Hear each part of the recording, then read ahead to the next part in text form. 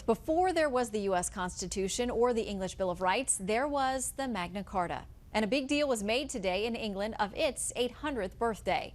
Senior Foreign Affairs correspondent Greg Palkot was there.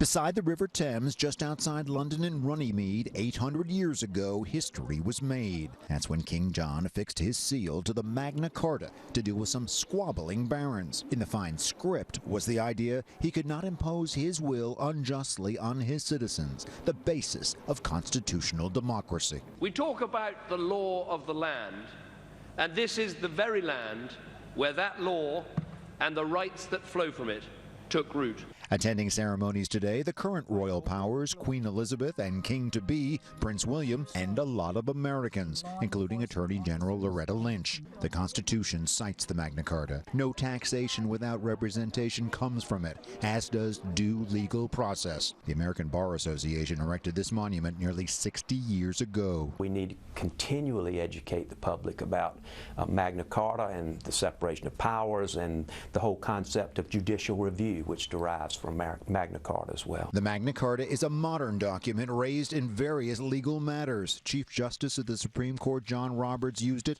in a recent case. Some say the lack of regard for it is spawning many modern problems, from the rise of ISIS to immigrants fleeing tyranny. If we're going to enjoy a stable, peaceful and prosperous world, we must ensure that the core principles of Magna Carta continue to spread across the world. Some say too much fuss is made about the Magna Carta, that it had a rocky start, that it is vague on key points. Don't say that to American Magna Carta fans. This is a huge, huge deal, and I mean, it just really makes you cry. I mean, when you understand what happened here. The question is, will our Declaration of Independence and other founding documents ever mark their own 800th birthday?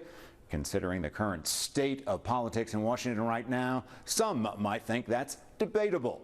But in the Magna Carta, we certainly have something to live up to.